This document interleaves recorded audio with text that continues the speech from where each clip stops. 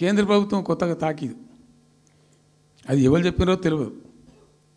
వాళ్ళు చెప్పడం చెప్తున్నారు. ఇప్పుడు గవర్నమెంట్ ఉన్న వాళ్ళు చెప్పడం చెప్తున్నారు. ఏంది, మీరు 90 టీఎంసీలు పెట్టుకున్నారు, పాత గవర్నమెంట్ పంపించింది.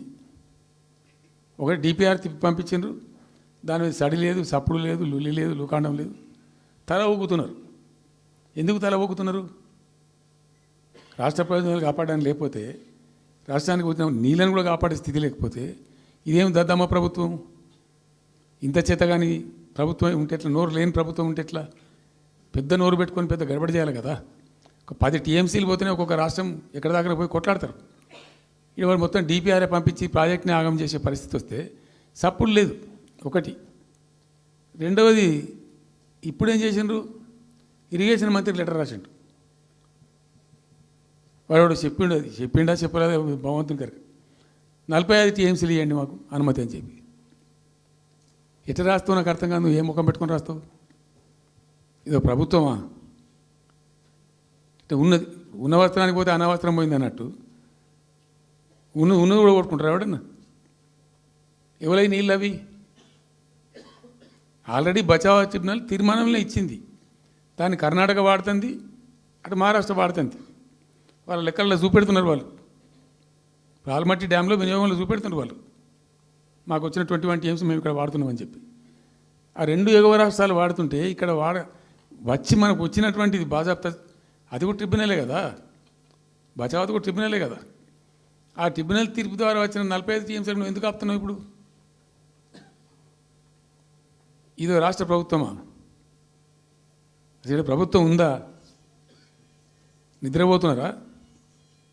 ఇంతసేపు రియల్ ఎస్టేట్ దందా తప్ప ఇంకోటి లేదా? ఇల్టు భూములు ఎట్లా అమ్ముదాం, పల్టు భూములు ఎట్లా అమ్ముదాం, ఆ భూములు ఎట్లా దెబ్బ పెడదాం, ఇంకెంత కమిషన్ కొడదాం, ఇది తప్ప రాష్ట్ర ప్రయోజనాలు, నీళ్లు, రైతులు, మనుషులు లేరా? ప్రాజెక్టులు ఎందుకు 2 ఏళ్ళ నుంచి ₹1 పెట్టలే? ఎందుకు ఒక తట్టడి మట్టి తీయలే? ఎవరు నిరోధించిన మిమ్మల్ని? ఎవరు అడ్డుపడ్డారు మీకు? ఎవరు కట్టేసారు మీ కాలను?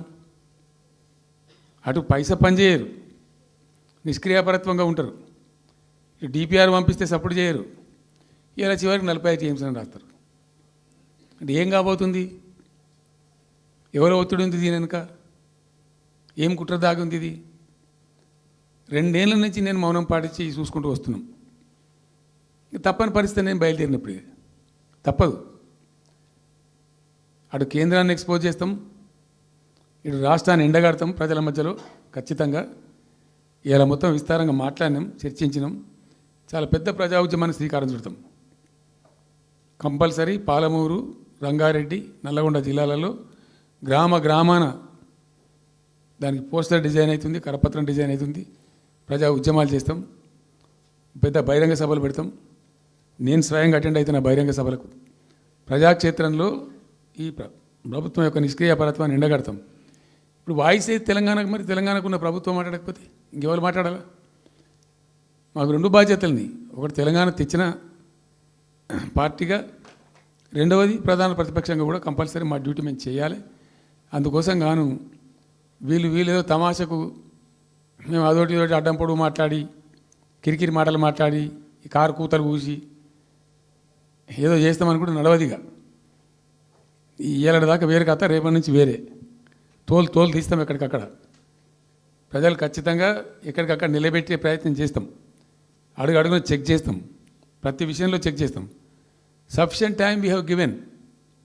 మేము తొందరపడి మేము ఎందుకు కన్నెర్రి అయ్యి మా ప్రభుత్వం పోయింది వీళ్ళు వచ్చింది అనేటువంటి ఒక పిచ్చి అయ్యి అట్లా మేము చేయలే, అటువంటి వాడికి పోలే. ఇష్యూల మీద పోరాడుతున్నాం, ఒకే ఫీజు రియంబర్స్ మీద పోరాడుతున్నాం, ఇంకోటి పోరాడుతున్నాం, రకరకాల భూదందాల మీద, దోపిడీ మీద, లగచర్ల మీద, గిగచర్ల మీద పోరాడుతున్నాం. పార్టీ కొట్టాడుతున్నది, తప్పకుండా తప్పదు కాబట్టి కొట్టాడుతాం. ఇప్పుడు మొత్తం మొదటికే ముప్పొచ్చే పరిస్థితి ఉంది. అటు గోదావరి మీద అరాకిరి చేసి చంద్రబాబు నాయుడు, ఏపీ ప్రభుత్వం నల్లమల సాగరు, ఈ సాగరు, ఆ సాగరు, అటు గోదావరి దోపిడీ జరుగుతూ ఉంటే దాని మీద సప్పులు లేదు. ఇటు కృష్ణలో ఇంత ఘోరంగా పాలమూరు ఎత్తిపోతల మీద దీని మీద సప్పులు లేదు. మరి ఎవరి ప్రయోజనాల కోసం ఉన్నట్టు రాష్ట్ర ప్రభుత్వం? ఏం చేయడానికి ఉన్నట్టు? ఏం జరుగుతున్నట్టు ఈ రాష్ట్రంలో? కాబట్టి ఎట్టి పరిస్థితుల్లో నేనే స్వయంగా రంగంలో దిగాలనుకున్నా. దినం ఈరోజు డిసిషన్ అయిపోయింది. 2-3 రోజులలో 2-4 రోజులలో రాబోయే 3-4 డేస్లో ఆయా జిల్లాల నాయకులతో సమావేశమై తెలంగాణలో కాలం కలిసి వచ్చి దేవుడు ఆశీర్వదించిండు కాబట్టి ఇవాళ కష్టపడ్డాం. మొన్న ఆయన వచ్చిండు 2 ఏళ్ల తర్వాత, ఏదో మంచి చెప్తాడేమో అనుభవంతో నేను అనుకున్నా. పెద్ద మనిషి కదా, మనం కూడా ఈ మధ్యకాలంలో ఎప్పుడేం అనలేదు. ఏదైతే మీకు చెప్పినో అంతకంటే ముందు నా మీద 181 కేసులు పెట్టిండు. చెంచల్గూడ చెర్లపల్లి జైల్లో బంధించిండు. ఎన్నో రకాలుగా సతాయించాడు. నన్నే కాదు నా కుటుంబాన్ని కూడా పట్టి పీడించాడు.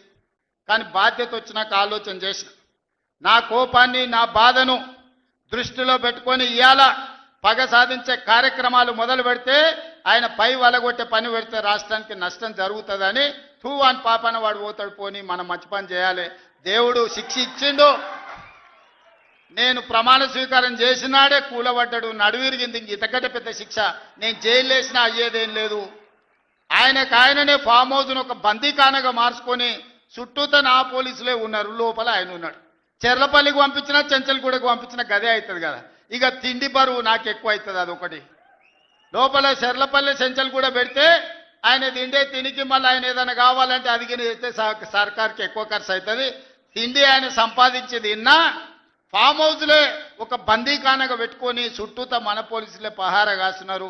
ఇక ఆయన చేసిన పాపాలకు ఆయననే పోతాడని ఊరుకున్నా. ఎప్పుడైనా ఏమన్నా అన్నానా? ఎప్పుడైనా ఏమన్నా అన్నానా? మీరు చెప్పురు. ఇక్కడ పాత్రికేయ మిత్రులు ఉన్నారు అందరు, నాకు కూడా దోస్తులే కదా వాళ్ళందరూ. చెప్పురు, ఎప్పుడైనా ఏమన్నా అన్నానా? ఒక్క కేసు అయినా పెట్టినా? పోనీ ఈ జిల్లాలో ఎవరి మీద నన్ను ఒక కేసు పెట్టినా? ఎన్ని పాపాలు చేసారు వాళ్ళు ఎమ్మెల్యేలు మంత్రులు మీకు తెలుసు కదా. ఎంతమంది ఆస్తులు గుంజుకున్నారు మీకు తెలుసు కదా. ఎవరినన్నా నేను కక్షతోనేమన్నా చేసినా? నేను ఒకటే అనుకున్నా, ఎవరి పాపానికి వాడు పోతాడు. మనం చూసినా చూడకపోయినా పైన దేవుడు ఉన్నాడు, పైనుంచి కిందికి చూస్తూనే ఉంటాడు. ఎవరిని లెక్క వానికి రాస్తూనే ఉంటాడు, ఎవరిని మిత్తి వానికి చెల్లిస్తూనే ఉంటాడని. ఆ మిత్తిలో భాగంగానే నేను ప్రమాణ స్వీకారం చేయడానికి పోయిన రోజే మంచం మీద నుంచి బోర్ల పడి మక్కెలు ఇరిగి మూలకు పడ్డాడు. ఇక ఆయన నిన్నొచ్చి పెద్ద మనిషిలాగా మంచి చెప్తాడేమో అనుకున్నా. తోలు తీస్తా అని అన్నాడు. తోలు తీస్తాడంటేనే ఇక నేను చెప్పదలుచుకున్నా, అయ్యేగా నా సంగతి వదులు. కానీ మా సర్పంచులు వచ్చిండ్రు, రా ఏ తోలు తీస్తావురా? నీ తోలు తీసుడు కాదు, నిన్ను చీరి చింత కట్టి చింతమడకల ఏలాడేసి కొడతారో లేదో మా సర్పంచులు, రా కొడంగల్కి వస్తావా లేకపోతే మమ్మల్ని చింతమడకకు రమ్మంటావా? మా సర్పంచులను తోలుతా. సోయి లేని మాటలు, స్థాయి లేని విమర్శలు. ఒక్కటన్నా అక్కడికి వచ్చే మాట మాట్లాడిండా? 10 ఏళ్ళు నువ్వు పూర్తి చేస్తే, 10 ఏళ్ళు ఎస్ఎల్బి పూర్తి చేస్తే నల్గొండకు 4 లక్షల ఎకరాలకు నీళ్లు వచ్చేది. 10 ఏళ్ళు పాలమూరు రంగారెడ్డి పూర్తి చేస్తే పాలమూరు జిల్లాలో 10 లక్షల ఎకరాలకు వచ్చేది. కల్వకుర్తి పూర్తి చేస్తే 3.5 లక్షలకు వచ్చేది. భీమా పూర్తి చేస్తే 2 లక్షలకు వచ్చేది. కోయిల్ సాగర్ లేకపోతే ఏది చేసినా, నెట్టంపాటు చేసినా, నా మక్తల్ నారాయణపేట కొడంగల్ పూర్తి చేస్తే 1.5 ఎకరాలకు మాకు నీళ్లు వచ్చి ఇవాళ కందులు వండించి జొన్నలు వండించి కల్తీ కళ్ళు దాగి బతికే పరిస్థితి మాకెందుకు ఉంటుండే? మేము కూడా మీ లెక్కనే మంచిగా పంటలు వండించేటోళ్ళం, మంచి బట్టలు తొడుక్కునేటోళ్ళం. మేము కూడా మా పిల్లల్ని చదివించుకునేటోళ్ళం. 10 ఏళ్ళు పగబట్టి నారాయణపేట మక్తల్ ప్రాజెక్టును ఈనాడు పక్కన పెట్టి 69 జీవోను తుంగలో దొక్కితే ఊరూరు ఎత్తిపోతల పథకం కోసం మా కార్యకర్తలు, ఈ ప్రాంత రైతులు ధర్నాలు చేయలేదా? పార్టీలకు అతీతంగా 69 జీవో కోసం కొట్లాడలేదా? నీ సొమ్మె ఏం పోయిందా? మాకు నీళ్ళు ఇవ్వాలంటే నీకు ఇంత కడుపు నొప్పా? నువ్వు మళ్ళీ బయటకు వచ్చి ఇవాళ ఆయన తోలు తీస్తా అంటు. తోలు నాది కాదు, కానీ ఆ షేక్పేటలో మటన్ కొట్టు మస్తాన్ ఉంటాడు.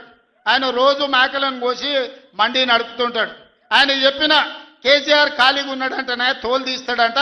నీ మటన్ కొట్టు మస్తాన్ దగ్గర ఇంత నౌకరీ ఇయ్యండ్రి, ఇంత బోటో కూరనో పోయేటప్పుడు ఈయన బొక్కనో. ఎందుకంటే కోసిన వాళ్ళకు మామూలుగా తోలు కాళ్ళు తలకాయలు ఇస్తాం కదా మనం ఇంటికాడ దసరా పండుగ అప్పుడు. అవునా? ఏం శివకుమార్ రెడ్డి, మన ఇళ్ళల్లో పండుగ పూట వచ్చి యాటను కోస్తే కాళ్ళు తలకాయ కోసినోనికి ఇస్తాం కదా.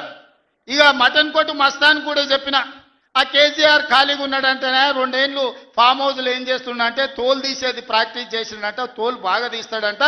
నీ మటన్ కొట్టులో ఈ తోలు తీస్తాడు, కాళ్ళు తలకాయలు మాత్రం ఉచితంగా సాయంత్రం పోతే దావతులో బోటిగిన ఏమైనా కొట్టుకొని సాయంత్రం 2 వేసేటప్పుడు తీసుకుంటాడేమో అని. 40 ఏళ్ళ అనుభవం అంటావు, రాష్ట్ర మంత్రి చేసిన అంటావు, కేంద్ర మంత్రి చేసిన అంటావు, 10 ఏళ్ళు ముఖ్యమంత్రిని చేసిన అంటావు, తెలంగాణ రాష్ట్రాన్ని సాధించిన అంటావు. నేను ఆడ ఫ్యూచర్ సిటీ కడుతున్నాను అంటే తొక్క తోలు, వాడెవడో వస్తాడంటే ఆ వంతారనా బొంతారనా ఇవనే ఒక మాజీ ముఖ్యమంత్రి స్థాయిలో మాట్లాడే మాటలు మాకు రావనుకుంటున్నావా? మర్యాద ఉండదని మేము మాట్లాడతలేం, మర్యాద ఉండదని ఇవన్నీ విషయాలు మేము మాట్లాడతలేం. కానీ మాట్లాడ మొదలు పెడితే నువ్వు